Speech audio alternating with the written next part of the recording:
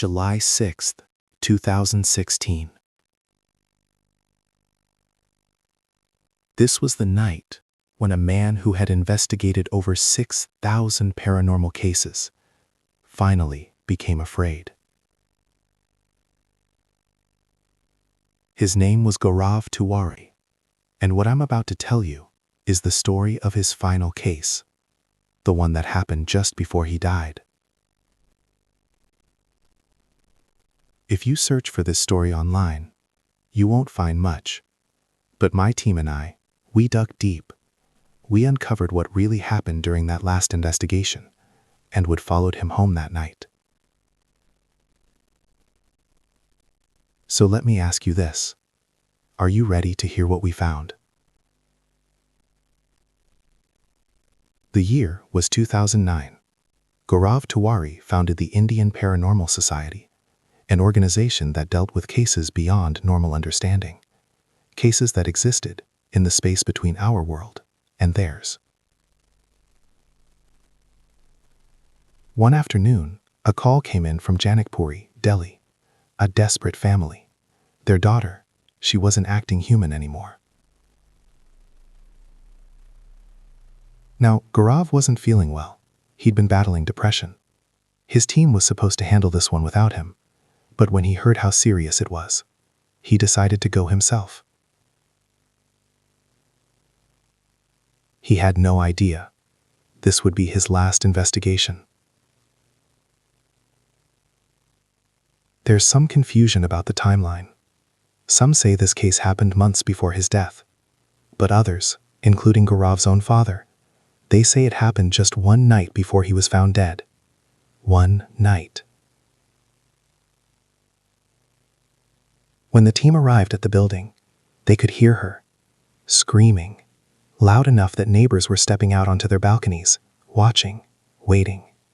As Gaurav entered the building, the screams grew louder. Louder. And then, silence. See, Gaurav had a rule.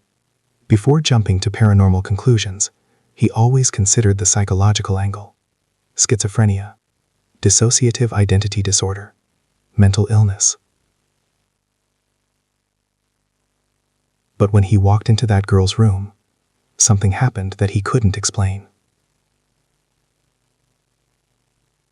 The girl, who had been screaming violently just seconds before, she went completely silent. And then she smiled at him, as if she'd been waiting for him. Her father hadn't seen her this calm in months. The father explained everything.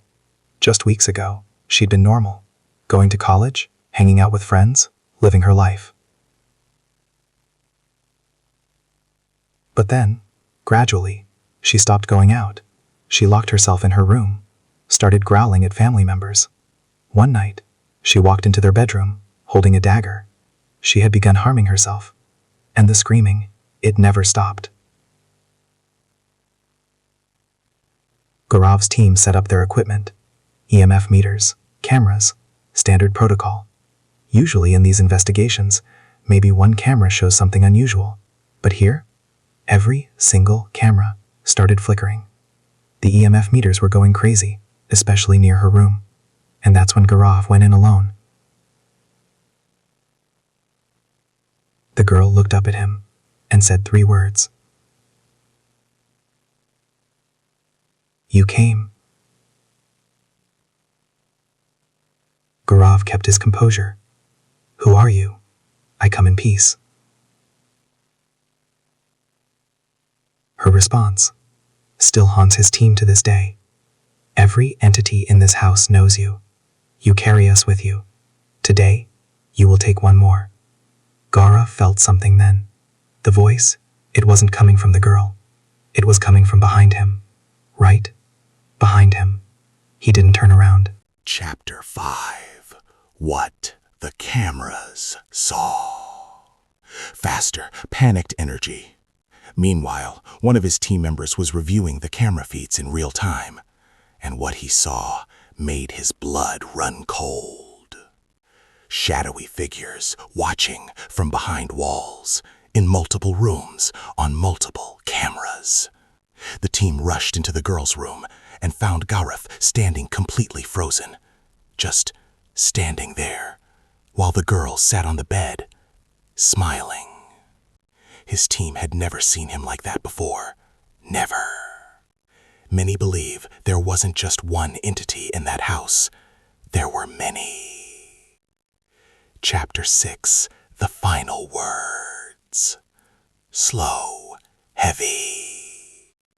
Before leaving, Gaurav said something he'd reportedly said in many of his investigations, something his team never fully understood. Whatever spirits or negative forces are here, come with me, leave this place.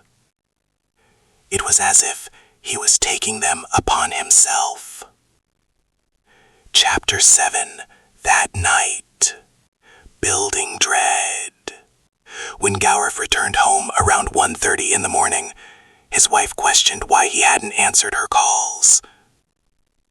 His response: "They have returned. They only want to see my death. Everywhere I go, I see black shadows laughing at me." Then he went to his room. Chapter 8, July 7th, 2016. Somber, slow. The next morning, July 7th, 2016, Gaurav checked his emails, sat with his family, normal morning routine. Later, he went to take a bath. Minutes passed. Then a loud sound came from the bathroom.